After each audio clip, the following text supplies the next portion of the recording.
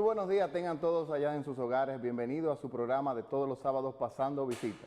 Luis Farrington, mi hermano, buen día. ¿Cómo Buenos te estás? días, doctor Mirabal, muy bien. Y dando las gracias a todos los amables televidentes por hacer un toque de queda todos los sábados a las 11 de la mañana. Así es, luego de un viernes negro, un sábado gris. ¿Y por qué, Gris? Oh, señores, pero la gente anda en la calle que como vuelto loco. Sí, sí, es cierto. Y que cójanlo suave, la salud mental empieza por andar con tranquilidad y paz. Así es. Usted sale a las calles de Santiago ahora y esto es increíble. Increíble. El mundo no se va a acabar, señores. Cójanlo suave, respeten las señales de tránsito, váyanse al paso, denle en paso al que le corresponde. Todo eso es salud. Sí, igual no tomar si va a manejar. Claro, claro. Muchas veces a nosotros se nos olvida eso, no, porque nada más una cervecita. Y como quiera, señores, ustedes saben que el efecto del alcohol disminuye la capacidad que tiene el ser humano de respuesta. De ante reacción, así cualquier es. problema. No, y tú sabes también que este era el único país del mundo, ya lo han quitado, el único país del mundo que vendía bebidas en drive. Sí, O en sea, drive. Tú ibas en un Sí. carro y tú comprabas una cerveza y te ibas bebiendo tu cerveza. Yo creo que este era el único país del mundo.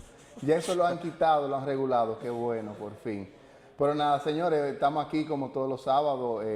Luis Farrington, hoy tenemos muchas cosas interesantes. Muy interesante el tema de hoy. Tenemos nuestra invitada, la doctora Arelis Mercedes, Así es. quien es diabetóloga. Estaremos hablando de la diabetes. Así Y mismo. también tenemos las noticias de salud más destacadas de esta semana, que creo que deberíamos arrancar con eso. Sí, pero te faltó decir algo de la doctora, Ah, ¿qué será? que es amiga mía. Sí, No, ya. ¿Qué voy a decir? Yo quisiera que aquí venga un invitado que no conozca a Farrington, que no sea amigo de él. Yo creo que ese día va a ser interesantísimo. bueno, recordarle a nuestros amables televidentes nuestras líneas telefónicas, aquí en el estudio 809-583-7999 y a través de WhatsApp 849-225-3001. Recuerde también que tenemos redes sociales, tenemos Twitter, Instagram, Facebook y además nuestro canal de YouTube donde están todos los programas colocados. Usted decide cuándo verlo, cuándo volverlo a ver, ¿verdad? Mira, vale. No, y también hay aplicaciones, está por ejemplo la aplicación del canal que usted en su celular, en su tablet, lo puede ver en tiempo real. Si no está en su casa, lo ve a través de la aplicación. También hay otras aplicaciones del tipo de aplicaciones para también para ver televisión nacional, donde usted encuentra la programación de este canal, que por ser digital, la programación usted puede ver hasta la de la semana anterior. Usted tiene la oportunidad de ver la programación hasta la semana anterior. Así que no hay excusa para perderse su programa de salud Pasando Visita. Y vamos a arrancar entonces con lo que serían las noticias. Entonces vamos a comenzar que a pesar de que no se han entregado en su totalidad los 56 hospitales intervenidos, se han entregado como 5 o 6, no sé. El Servicio Nacional de Salud anunció que otros 3 centros serán intervenidos, 3 centros más. O sea, no se han entregado todo lo que agarraron juntos. Y van a intervenir. Y van a intervenir el Salvador Begotier, el presidente Estrella Ureña y el José Francisco Peña Gómez, la capital, Santiago y Mao. Dime. Y entonces, ¿Cómo nos planificamos entonces? yo la verdad que te digo, óyeme, si no hay dinero para acabar lo que están intervenidos, señores, ¿por qué van a meter 3 más en el lío? Que de por sí están, yo no sé cómo estará el Gautier, no sé cómo va a estar de Mao, pero óyeme, el Estrella Ureña, tenemos tiempo, no es pidiendo, es rogando por el Estrella Ureña. Y es una cosa, está bien, hay que hacer arreglos, pero podemos empezar con lo sencillo, que darle los suplementos, lo que se necesita. Básicos. Ajá. Lo Sí, básico, sí, lo o sea, básico primero. que lleguen los materiales para trabajar, porque si bien la planta física necesita ser intervenida, sí es cierto. Pero mis amores, terminemos con los que están por mitad, que tienen 4 o 5 años, por favor. Acaben con arreglar el Cabral Ibai y después entren a los otros, acaben con los que tienen tiempo trabajando, o sea, vamos a planificarnos, por favor, señores. No hagamos palo a ciega, no nos pongamos a hacer notas de prensa para que oigan, para que digan qué estamos haciendo. Señores, es salud, es con la salud de la gente, es con vida de la gente, por favor. Vamos a hacer la cosa bien. Sí, te voy a decir algo que me pasó con respecto a esta noticia que tú acabas de dar.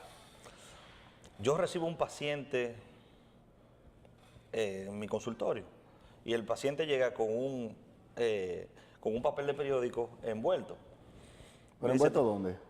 Envuelto, y lo traía en la mano, como si fuera un rolo. Sí, no me diga que era la placa. No, y cuando entra me dice, doctor, antes de decirle por qué vengo, me enteré que usted es el presidente del Colegio Médico de Santiago. Sí. Abre donde dice esa noticia que tú acabas de leer y dice, no permita eso, no lo permita, precisamente haciendo alusión a lo que tú decías. No han terminado los otros y van a meter más. Y no hay dinero para terminar, entonces Es que te digo, yo no entiendo, o sea, yo no entiendo qué es lo que están haciendo, o sea, eso me hace pensar a mí como que o es una locura o simplemente lo hacen por crear noticias, por allantar, porque es que sinceramente, yo lo digo de corazón, si se quiere mejorar la salud, vamos a hacerlo de una manera lógica, de una manera sencilla. ¿Hay problemas en esos hospitales? Sí, hay problemas. Pues vamos, los problemas se resuelven primeramente por lo sencillo, porque ya ustedes están metidos en un lío de más de 50 hospitales intervenidos que no lo han acabado, tienen 3, 4, 2 años y no han terminado. Pues señores, terminen esos para dedicarle más esfuerzo, para mejorar los que faltan, porque muchos de los que se han entregado lo han entregado con muchísimos vicios de construcción, señores. Yo sé que se nos olvida que los otros días entregaron un hospital y llovió. Y adentro llovió adentro también, parece que ya se olvidó. Entonces ahora OISO está interviniendo en los hospitales. Bueno, OISO es lo que sabe de construcciones. Entonces, está bien, reconstruyan, pero yo creo que el problema es que Salud Pública es que debe intervenirlo, pero no intervenirlo, venir y que echarle la culpa a los médicos, venir y cambiar los directores, echarle la culpa a los directores. Sí, los directores tienen culpa, pero hay que revisarse primero si usted como Salud Pública le está dando como seguridad, ¿cómo es? Salud, Sistema Nacional de Salud. Si usted le está dando lo que esos hospitales necesitan. Porque recuerden que quien le da la subvención al hospital es el Sistema Nacional de Salud. Y si el hospital no tiene suficiente dinero para trabajar, si no tiene los suplementos, si no tiene los materiales de trabajo, tampoco se va a dar buen servicio. O sea, nada más no está en la parte de la planta física que tiene muchos problemas. O sea, hay problemas de todos lados. Hay falta de personal, falta de enfermería. Todo, comprendemos que hay muchísimos problemas, pero vamos a empezar por lo básico y vamos a hacer la cosa por paso. Efectivamente. Paso a otra noticia porque me voy a poner. No. Ahí le va una recomendación. Hacer un levantamiento de los hospitales que están intervenidos y que no han concluido su obra y basar esos recursos que quieren implementar en la remodelación de esos hospitales, que no están remodelados, lo que acaba de mencionar Mirabal, y ese dinero inviértalo en terminar los 35 hospitales que faltan por entregar. Así, usted termina una cosa y comienza ya con la otra. Y se enfoca mejor. Se enfoca para que queden mejor, le pone más empeño de que queden mejor. Porque por ahí había un funcionario público diciendo que los hospitales están mejor que las clínicas privadas. Que ya el hospital... ¿Pero fuera del país? No, aquí. Había un funcionario por ahí diciendo que los hospitales de aquí están mejor que las clínicas privadas. Ese pues nunca ha ido a un hospital. Yo invito a los funcionarios públicos que se atiendan en los hospitales. Que arranquen para allá. Yo invito a los familiares de todos los funcionarios públicos que se atiendan en los hospitales porque los hospitales están mejores que las clínicas. De verdad que lo invito porque no todo es hablar de la boca para afuera y hacer de otra manera. No nos olvidemos aquella frase del presidente que la clase media es ingrata porque no va a los hospitales, los superhospitales que el gobierno le está dando. Pero los primeros que no van a los hospitales son los funcionarios públicos. Entonces usted no puede hablar una cosa, decir otra y hacer totalmente una diferente. Hay que tener calidad con lo que se dice y hay que ser realista. O sea, si usted dice una cosa, pero también cúmplala, no de la boca para afuera. ¿Tú tienes algo más que decir de esa noticia? Pues yo seguir con otra. Bueno, pues vamos a seguir. Bueno, entonces ya para cosas más bonitas y menos estresantes, existen varias innovaciones que la Cleveland Clinic ha mencionado que van a venir para el 2019 y que ya están de por sí muchas ocurriendo. Por ejemplo, están los productos específicos para pacientes obtenidos de las impresoras 3D. Usted dirá, ¿cómo que producto hecho en impresora? Las impresoras 3D son ya un tipo de impresoras que están utilizando hace tiempo para crear materiales con una forma específica. Pero esto también se está utilizando para la medicina. ¿Cómo? Creando implantes anatómicamente hechos para cada paciente en particular. Y eso se viene haciendo de diferentes formas, inclusive ya se están tratando de crear órganos usando impresoras. Impresoras 3D. Sí, todavía no hemos llegado al punto de crear un órgano que funcione como tal, pero se está haciendo, o sea, ya está en camino. Recuerden que la ciencia va avanzando y todas las cosas se empiezan probando. Así es. Pero ya se han hecho muchísimos injertos para injertos óseos y diferentes cosas que se necesitan que tengan la forma específica para cada paciente y para eso están utilizando la impresora 3D. Excelente. Otro avance también que se presenta aquí, que habla la Cleveland Clinic, es la realidad virtual o VR, Virtual Reality, Virtual Reality, para la educación médica. ¿Esto qué es? Ustedes ven esos juegos de que la gente se pone unas gafas y es como si estuviera dentro de un mundo donde se juega. Pues esto se está utilizando para entrenar a los médicos, sobre todo para la parte quirúrgica. El médico se pone esas gafas, utiliza unos guantes o utiliza como controles para manipular, como si usted estuviera haciendo una cirugía virtual. Como un Atari. Sí, entonces se van entrenando los cirujanos de manera virtual y no tienen que entrenarse primeramente con pacientes reales. Entonces, esto va mejorando el entrenamiento médico. Esas son cosas que están haciendo. Inclusive, en la residencia de Ciudad de Cabral Ibáez, tienen equipos para hacer la paroscopía, simulación de la paroscopía. De la paroscopía. Y todo eso va para mejorar la medicina. Otra cosa más que se está haciendo es una visera para diagnosticar los derrames cerebrales antes de ser hospitalizado. Este es un aparato que se le pone al paciente y en lo que va camino al hospital, si tiene una hemorragia cerebral, que es una causa muy frecuente de muerte, este aparato va a ayudar a detectar esto antes de llegar a la clínica y antes de hacer la resonancia o la tomografía. Entonces, esto hace que se agilicen los diagnósticos y mejore el pronóstico de los pacientes. También hablan de las innovaciones en la cirugía robótica. Entonces, la gente dirá, que los robots van a operar a la gente. No.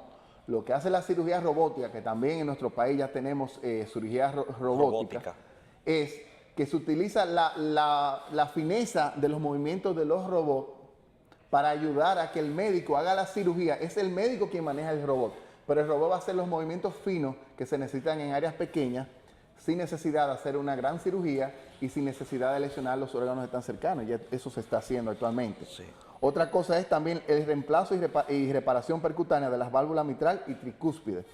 O sea que a través de una pequeña incisión, metiéndose vía arterial, vía venosa, ya se están haciendo recambios de estas válvulas, lo que evita una cirugía mayor, abrir el tórax completamente, lo cual es una recuperación más tórpida, además de que es más traumático. Entonces ya también se están haciendo ese tipo de cirugía. Ahora mismo la ciencia es lo que va a las cirugías mínimamente invasivas, que los pacientes puedan irse rápido a su hogar. Y ya por último le voy a mencionar lo que es las terapias alternativas para el dolor, que eso es, además de utilizar los opioides, de cambiar los opioides, que ya ustedes saben que muchas secuelas deja, porque muchas veces la gente se queda adicto a este tipo de medicamentos, es detectar en cada paciente como tal cómo va a reaccionar ante diferentes tipos de analgésicos y así saber cuál van a utilizar, cuál le va a dar un mejor efecto sin la necesidad de tener que llegar a usar los opioides, que son bastante fuertes, son efectivos para el dolor, pero también tienen su efecto secundario. Efectivamente. Yo creo que mencionándole esas cosas ya de noticias de avance vamos bien. ¿Qué más tú tienes que decir? Sí, opiné hace ya un par de días sobre el tema del levantamiento a la medida del horario de la venta de bebidas alcohólicas. Okay. Quiero que quede muy claro que las medidas populistas no contribuyen al desarrollo de un país. Nosotros tenemos reglamentos y tenemos leyes y tenemos una constitución que debe cumplirse a carta cabal porque fueron promulgadas para esos fines. Si nosotros, que estamos en diciembre y hay que los muchachos salgan a beber. Señores, 949 muertes este año por accidentes de tránsito en pacientes precisamente o en individuos, que habían consumido bebidas alcohólicas. Entonces, y ahora usted quiere aumentarlo para que las muertes aumenten, ¿verdad?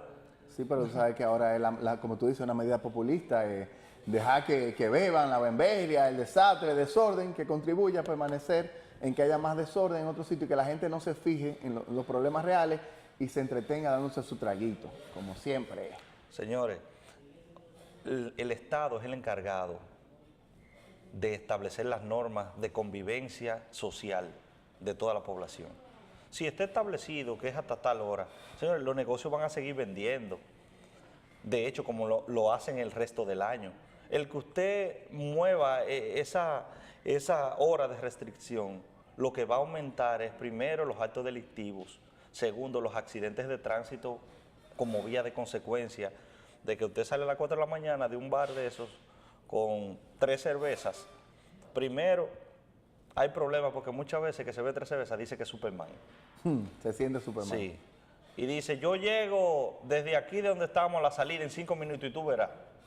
Y muchas veces el pie de nosotros sobre el acelerador, con un desconocimiento de ciertas situaciones y además con una labilidad mental, eso puede producir mucho más accidentes. Así Es decir, es. eso hay que tomarlo mucho en cuenta. Eso es muy cierto. Ya para terminar con la noticia, yo quiero agregar de algo bien importante. Nosotros siempre mencionamos, hemos hablado muchas veces de la importancia de la donación de sangre, que hasta tuvimos una vez un invitado que habló de esto. Entonces, hubo una jornada en esta semana en la Pontificia Universidad Católica Madre y Maestra, donde el Club de Donantes de la Pucamaima lograron obtener una serie de donaciones de sangre y recolectaron 123 pintas de sangre. Señores, estas son cosas que hay que alabar y aplaudir. Yo sinceramente, porque no tuve la noticia antes de que ocurriera, para promocionarlo y decir e informar eso, para que como medio nosotros contribuyamos a que fueran más gente a donar. Pero eso es algo que hay que aplaudirlo, hay que felicitarlo y ojalá que se siga haciendo, porque nosotros somos un país que estamos muy por debajo de la cantidad de sangre que se necesita y hay que aumentar la conciencia del ciudadano para la donación de sangre.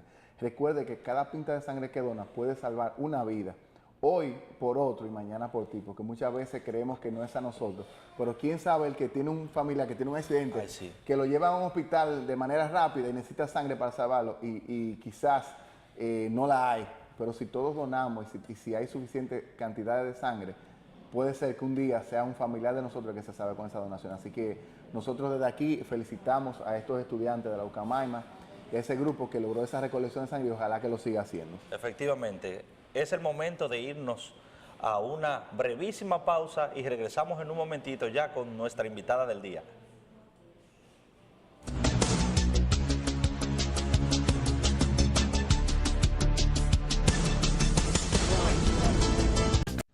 Búscanos en Twitter como @visitapasando, en Instagram como @pasandovisita29 y en Facebook Pasando Visita.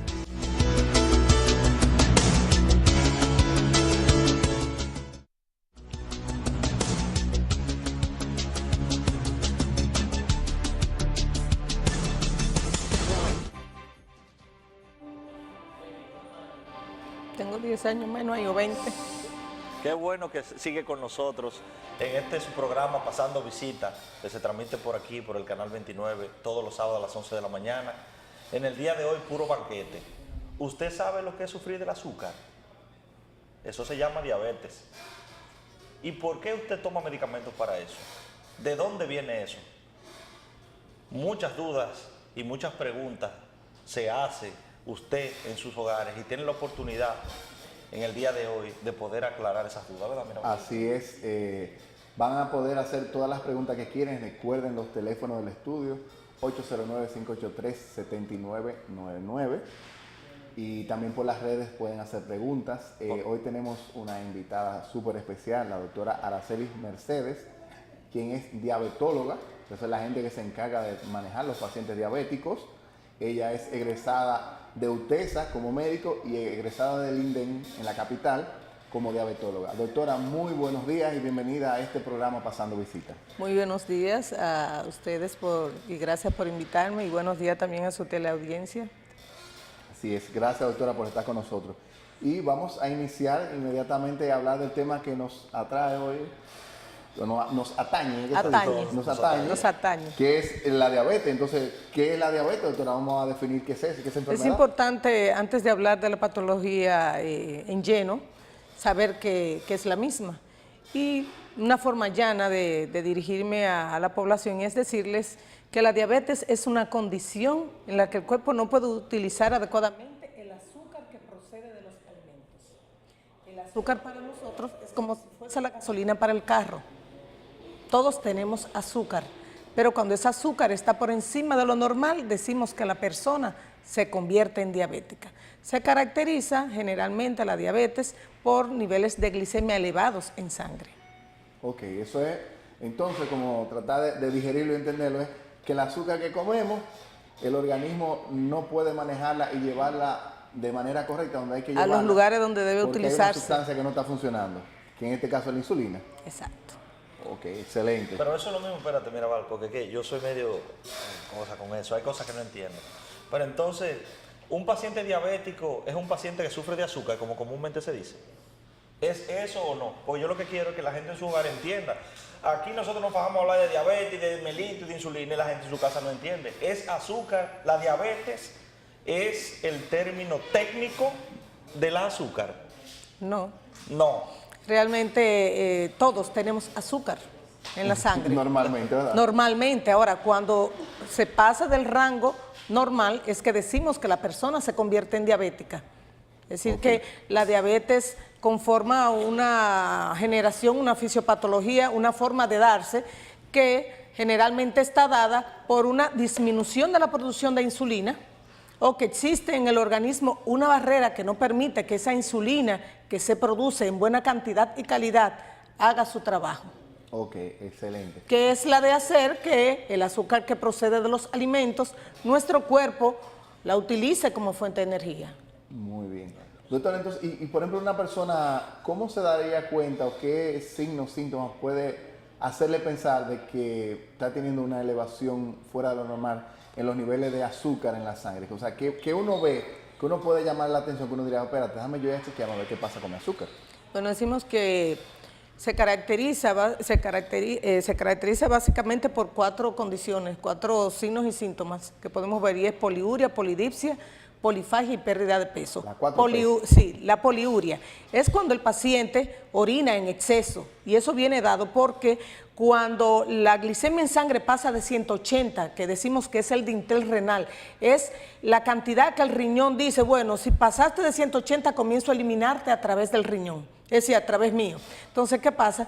Que ese exceso de azúcar a nivel de los túbulos, es decir, que son los conductos que salen desde el riñón hasta la vejiga, eso genera que haya salida de líquido desde la sangre, desde el organismo. Entonces, eso va a generar una diuresis osmótica, es decir, el paciente va a orinar en exceso. ¿Por qué? Porque los niveles de sangre están por encima de 180 en este caso. Entonces, eso es poliuria, orina en exceso. Polidipsia, ¿qué pasa? El paciente orinar en exceso entra en una deshidratación, lo que lleva al paciente a que tome líquido en exceso, más de lo acostumbrado, para compensar el líquido que ha estado perdiendo debido a la diuresis osmótica que le somete el exceso de azúcar en sangre. Mencionamos poliuria, polidipsia, polifagia. ¿Qué pasa? El organismo, al no estar registrando entrada de azúcar al organismo, comienza a generar energía a partir de lo que hay de reserva. ¿Qué tiene el individuo de reserva? Tiene de reserva grasas y proteínas. Pero ¿qué pasa? Antes de la utilización de eso, el paciente, como no registra que está utilizando, es decir, no está entrando esa fuente de energía al organismo, tiene entonces que despertar el centro del hambre a nivel cerebral, por lo que el paciente va a comer en exceso de ahora en adelante. Entonces, ya mencioné poliuria, polidipsia, polifagia. El paciente entonces va a comer en exceso. ¿Por qué? Porque no hay un registro a nivel orgánico de que está entrando o se está utilizando eso que la persona está ingiriendo.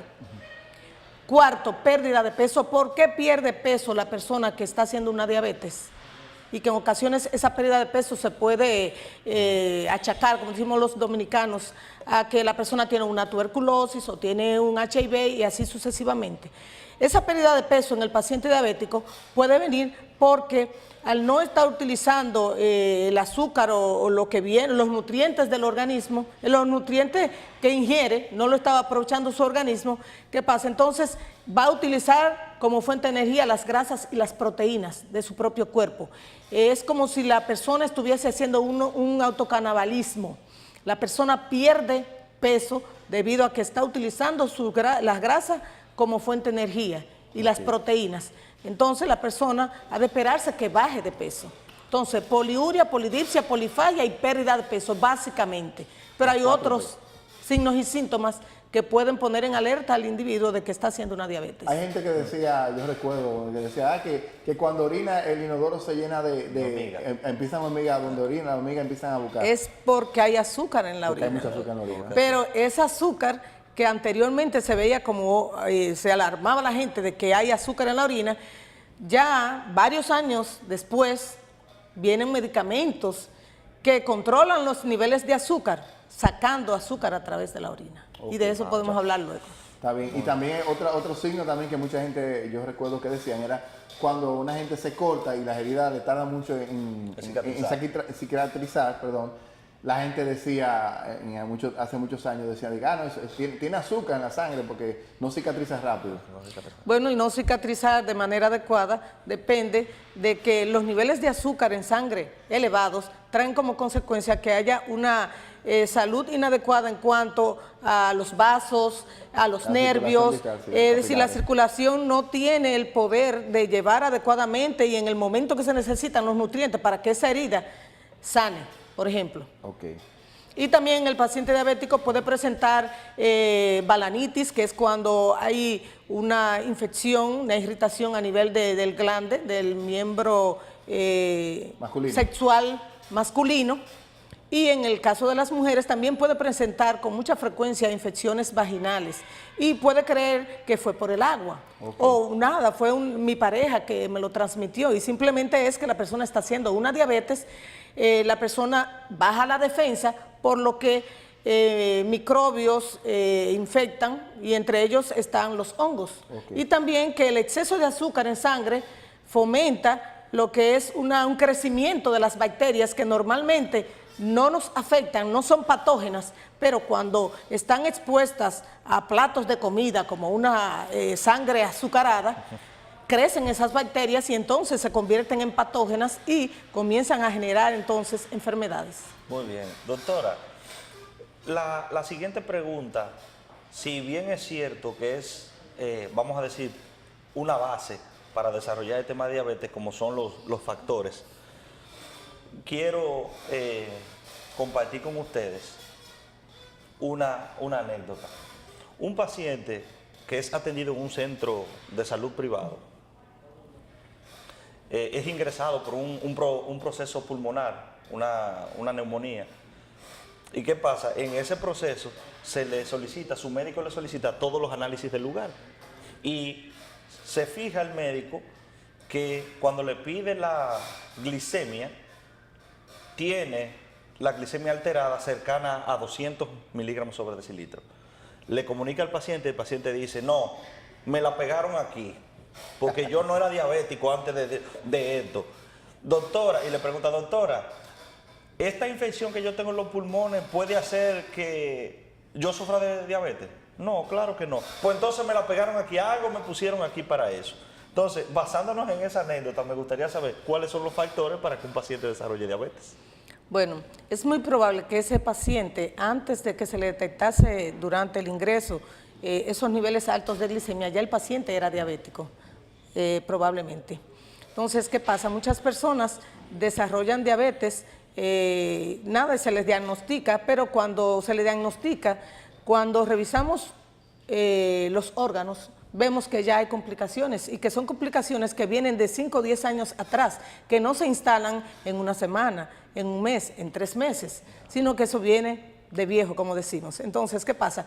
También se da otra situación. Si es una persona que hizo una neumonía, pero que ya antes padecía de asma o un problema de POC, es decir, un problema obstructivo crónico por el cigarrillo, obstructivo pulmonar crónico por el cigarrillo, por ejemplo, y es una persona que estuvo expuesta por muchos años al uso de esteroides, los esteroides predisponen, si la prednisona, hidrocortisona, entre otros, predisponen a que haya una resistencia a la acción de la insulina, por lo que este paciente de manera paulatina pudo ir presentando una resistencia tal que llegara al punto de que el proceso infeccioso, dosis más altas en el ingreso de esteroides, ese paciente entonces debutase en el ingreso, en ese internamiento con una diabetes. Se puede dar ese caso. Entonces, en algunos casos en que el paciente de manera aguda presenta niveles de glicemia elevados cuando está expuesto a esos medicamentos, un asmático por ejemplo, o simplemente un niño que hace un proceso neumónico, le ponen esteroides y es muy probable que esté manejando niveles de glicemia altos, pero no quiere decir eso que sea diabético, porque cuando bajan los niveles en sangre de este fármaco, el paciente vuelve a presentar sus niveles de glicemia controlados, por lo que en ocasiones nos llaman a nosotros para que mediquemos con insulina rápida a esos pacientes que están presentando niveles de glicemia elevados transitorios prácticamente, pero hay que manejarlos. Ok, les recordamos a nuestro televidente, nuestras líneas de teléfono, 809-583-7999 si tienen alguna pregunta. Dice por aquí que tienen problema con la línea. ¿El El WhatsApp cuál es? WhatsApp, sí, 849-225-3001. Por ahí pueden hacer su pregunta. 849-225-3001 3001. si tienen su pregunta. Doctora, ¿y entonces cuántos tipos de diabetes existen? Bueno, básicamente existen 3 tipos: diabetes tipo 1, 2 y la diabetes que le da a las mujeres cuando están embarazadas. La tipo 1, la persona no produce nada de insulina y hay que inyectarlo para toda la vida. Eso nacen así. Eso no. No. No siempre nacen con el problema. En ocasiones existen virus, existen factores externos que pueden llevar a esas células que producen insulina a nivel de páncreas a que se dañen. Ok. También en el tipo 1 hay un factores 5% de posibilidad de herencia Ok. en los tipo 1. Ahora, ¿qué pasa? Ese individuo cuando debuta con diabetes, niveles altos de azúcar y demás, en ocasiones hay que ingresarle por una complicación aguda de la diabetes, que es la cetoacidosis diabética. En esos casos el paciente, nada, pasó el proceso infeccioso, detonante y demás. El paciente puede entrar a lo que se llama una fase de luna de miel, en la que todavía el 5% que produce insulina su páncreas está permaneciendo en sangre haciendo el trabajo, y el paciente se puede pasar 1 o 2 años sin utilizar insulina siendo tipo 1, pero puede llegar el momento en que ya termina ese 5% de células de destruirse y entonces el paciente ya va a necesitar insulina de manera definitiva. Entonces, en el caso del paciente diabético tipo 2, todavía produce insulina, pero esta o es insuficiente o es de mala calidad, o en el cuerpo hay una barrera que impide que los niveles de azúcar en sangre se controlen por la insulina, como es la obesidad, el sobrepeso, las mujeres que sufren de ovarios poliquísticos, hirsutismo, es decir, mucho vello, acantosis, los que tienen áreas muy oscuras, principalmente en los puntos de pliegue. Esos pacientes desarrollan insulinoresistencia. Entonces, ¿qué pasa? Básicamente el paciente diabético tipo 2 se puede controlar con pastillas, pero en algún momento de la vida podría requerir insulina, ya sea de manera temporal o de manera definitiva. Ahora, la mujer que está haciendo una diabetes con el embarazo, esta mujer no era conocida diabética, pero ¿qué pasa? Solo el embarazo predispone, tenga o no familiar con diabetes, esa mujer a que ella haga una diabetes. ¿Por qué? Porque las hormonas que se producen en el embarazo son insulinoresistentes también. Entonces, ¿qué pasa? Esa mujer, si teniendo ya esa condición de embarazo que le puede llevar a una diabetes, tiene antecedentes familiares de diabetes, si tuvo algún bebé con más de 8,5 libras, si tuvo tal vez multiparidad, es decir, que tal vez tuvo un par de mellizos, o ya tiene muchos hijos. También, si es una mujer que al momento de embarazarse está en peso o elevado o que tiene obesidad como tal, esa mujer entonces suma todas esas condiciones a las condiciones que le da de por sí el embarazo para desarrollar una diabetes. Estas no quedan siendo diabéticas generalmente, pero sí pueden llegar a tener una condición de prediabetes posterior a ese embarazo, y si no es atendida de manera adecuada puede desarrollar la diabetes. Y otras definitivamente no presentan siquiera prediabetes después, pero si estas no se someten a un cambio de estilo de vida, es muy probable que ya a los 5 años esté padeciendo diabetes o una prediabetes. Ok, muy bien. Y entonces, ya usted más o menos mencionó algunos factores que pueden predisponer a la diabetes. Ahí mencionó que, por ejemplo, los esteroides dificultan la absorción del azúcar. Mencionó que la obesidad también. Hay otros factores también que influyen en que haya una aparición de diabetes, además de eso que ya usted mencionó del embarazo, sobrepeso. Dijo la genética, la herencia. La herencia. Bueno, sí, hay La otra alimentación, ¿podría el tipo de Sí, alimentación? anteriormente se creía que solo la herencia predisponía a desarrollar diabetes. También el sedentarismo, es decir, el no realizar actividad física, el comer de manera inadecuada, es decir, cargada de grasas, de carbohidratos, como es actualmente la llamada comida rápida, todo eso predispone a desarrollar diabetes. También las personas que padecen de colesterol elevado, que padecen de presión arterial elevada, también pueden presentar una diabetes. Y por qué no, las personas que practican el tabaquismo, puesto que el tabaquismo daña el endotelio, daña el forro que tienen las arterias y todo eso puede generar insulinoresistencia también. Es decir, que hay muchos factores inmersos en lo que es la producción de la diabetes como tal, de la génesis de la diabetes. Doctora, una pregunta de repente. El paciente diabético, ¿cuál es el problema que existe con las bebidas alcohólicas? Porque hay pacientes de repente que tienen conocimiento, tienen medicación para la diabetes y dicen, el doctor me dijo que no puedo tomar nada de alcohol. ¿Qué es lo que pasa con el alcohol y los diabéticos? Bueno, debemos tener pendiente que la ingesta de alcohol está asociada a niveles de glicemias muy bajos, puede llevar a, es decir, la intoxicación por alcohol tiene consigo también una hipoglucemia severa en ocasiones, pero también tiene asociado neuropatía diabética alcohólica, lo que traería al paciente diabético que ya es diabético y que de por sí puede que ya tenga neuropatía diabética, que es una de las complicaciones de la diabetes, se le va a exacerbar su condición de la habilidad en el sentido de que el paciente que ya está haciendo una neuropatía diabética puede presentar a nivel de miembros inferiores disminución de la sensibilidad, le da calambre, ardor, pinchazo, ciática, dolor y poder llegar a un momento a no sentir nada y tener predisposición a hacer un pie diabético, porque no sabe cuándo algo es frío, cuándo es caliente, cuándo duele, cuándo no duele, y eso le predispone, por supuesto, a sufrir situaciones que le puedan llevar a pie diabético.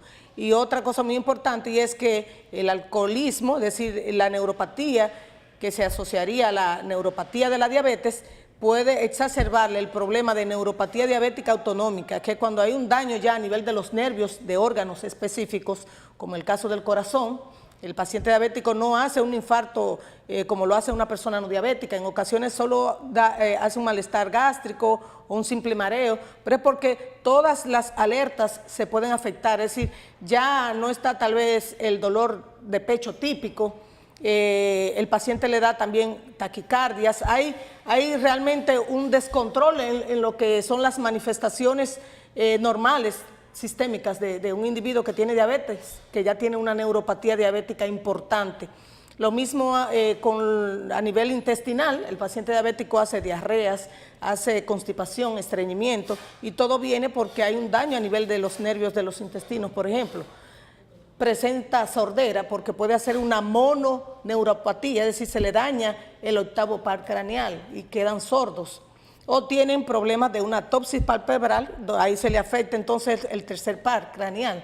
Y es simplemente por un daño ya importante de la diabetes en el campo de los nervios del paciente diabético, es decir, en la neuropatía. Incluso la diabetes afecta a todo el organismo, es una enfermedad sistémica. Que afecta a todos los sistemas, empezando por el mismo hecho que afecta, al principio te mencionaba que afectaba la circulación, por eso no había una buena cicatrización. Entonces, se afecta la circulación pequeña, los capilares, va a afectar todo el organismo, porque donde se afecta la circulación hay problemas. Doctora, cuando los pacientes tipo 1, que son los que no producen insulina, obviamente el tratamiento de esos pacientes es con insulina. Los tipo 2, que producen un poco, ¿cómo es el manejo de esos pacientes? ¿Se utiliza insulina, se utilizan otros medicamentos, se combinan? ¿Cómo se manejan esos pacientes? En el tipo 2, bueno, en el tipo 2 utilizamos los llamados insulinosensibilizadores, es decir, medicamentos que van a permitir que la insulina que ese paciente todavía produce haga el efecto de controlar los niveles de azúcar en sangre. También utilizamos otro medicamento que son aquellos que estimulan al páncreas para que produzca más insulina, que serían las sulfonilureas, por ejemplo, son insulinos secretores. También se utilizan los inhibidores de DPP4, son medicamentos que van a bloquear la enzima peptidipeptidasa 4, que es la que bloquea a la insulina para que no pase más tiempo controlando los niveles de azúcar en sangre. Entonces, todo esto actúa a nivel intestinal prácticamente, pero incide en el control de los niveles de azúcar del paciente porque de una u otra forma favorecen a la producción de insulina y a que ésta pase más tiempo haciendo la acción. También están los medicamentos SGLT2. Esos son medicamentos que van a eliminar azúcar a través de la orina. Entonces, estos medicamentos logran el control de los niveles de azúcar de esta forma, pero ¿qué pasa? Como se genera una diuresis osmótica, porque yo estoy eliminando azúcar a través de la orina, el paciente se controla en cuanto a su presión. El paciente también disminuye de peso porque está perdiendo aproximadamente 70 miligramos de glucosa por la orina. Okay. Entonces, ¿qué quiere decir? Que el paciente está perdiendo calorías. Pero son pacientes que necesitan tomar mucho líquido. El paciente necesita tomar mucho líquido porque el paciente puede presentar niveles muy bajos de presión. Y también se les aconseja que aquellos que están usando medicamentos para la presión tengan su chequeo cada cierto Pues tiempo para saber si hay que dosis. disminuir la dosis. Ok, muy bien, excelente. Y por supuesto está la insulina, otros medicamentos que realmente simulan al páncreas, entre otros. Para terminar, que casi se nos acaba el tiempo, cuando usted menciona la insulina, en este aspecto hay muchísimos avances tecnológicos en cuanto al uso de la insulina y ya se reconoce que se han utilizado insulina rápida, lenta, ultra rápida, todas esas cosas. Actualmente, ¿cuál es el gold estándar de insulina que se utiliza? ¿Cuál es el más utilizado y con mejor efecto? Una respuesta breve. Bueno, por supuesto, las insulinas análogas de acción prolongada. Estas están asociadas a menor frecuencia de hipoglucemias, menor ganancia de peso y que por supuesto, como todos los medicamentos que ahora la FDA está exigiendo que tengan no riesgo cardiovascular o que no produzcan o que sean neutras, realmente las análogas tienen mayor poder ante las humanas al respecto. Gracias, doctora. Muy bien, doctora, muchas gracias por acudir al llamado de educación a todas las personas que nos están viendo, que no solamente nos ven en República Dominicana, sino también en Canadá, en Puerto Rico y en toda Latinoamérica. Señores, nosotros complacidos de estar acompañados de todos ustedes y será hasta el próximo sábado donde continuamos pasando visita.